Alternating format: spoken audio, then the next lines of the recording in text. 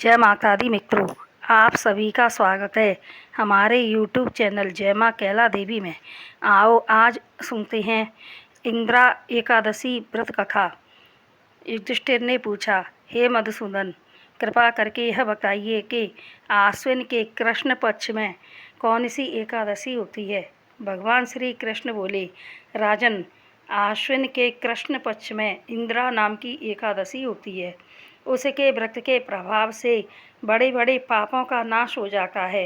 नीच योनि में पड़े हुए पितरों को भी यह एकादशी सद्गति देने वाली है। राजन, पूर्व काल की बात है। सत्ययुग में इंद्रसेन नाम से विख्यात एक राजकुमार थे, जो माहिष्मतीपुरी के राजा होकर धर्मपूर्वक प्रजा का पालन करते थे।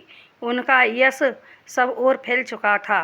राजा इंद्रसेन भगवान विष्णु की भक्ति में तत्पर हो गोविंद के मोक्षदायक नामों का जप करते हुए समय व्यतीत करते थे और विधिपूर्वक आध्यात्मिक तत्व के चिंतन में लगे रहते थे। एक दिन राजा राज्यसभा में सुखपूर्वक बैठे हुए थे। इतने में ही देव ऋषि नारद आकाश से उतरकर वहां आ पहुँचे। उन्हें आया हुआ देख राजा हाथ जोड़कर खड़े हो गए और विधिपूर्वक पूजन करके उन्हें आसन पर बिठाया। इसके बाद वे इस प्रकार बोले, मुनि श्रेष्ठ, आपकी कृपा से मेरी सर्वथा कुशल है।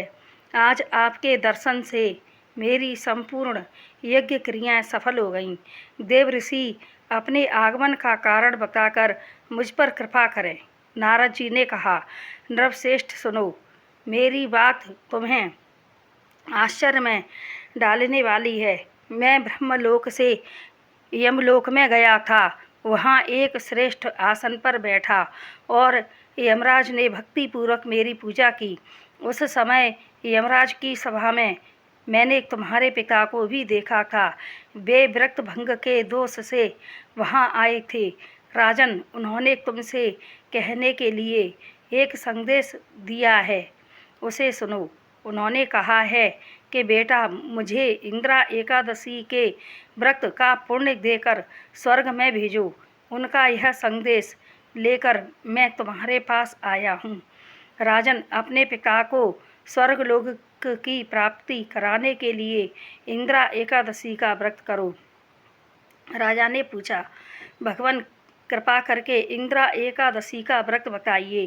किस पक्ष में, किस तिथि और किस विधि से यह व्रत करना चाहिए। तब नारद जी ने कहा, राज इंद्र सुनो, मैं तुम्हें इस व्रत की शुभ कारक विधि बतलाता हूँ। आश्विन मास के कृष्ण पक्ष में दशमी के उत्तम दिन एक समय भोजन करो तथा रात्रि में भूमि पर शयन करो। रात्रि के अंत में निर्मल प्रभात होने पर एकादशी के दिन दातुन करके मुँह धो स्नान करो।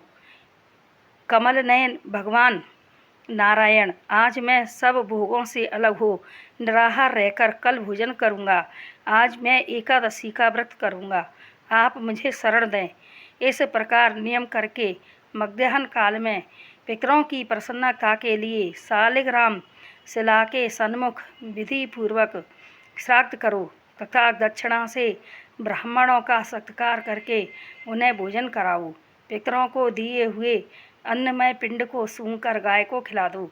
फिर धूप और गंध आदि से भगवान ऋषिकेश का पूजन करके रात्रि में उनके समीप जागरण करो।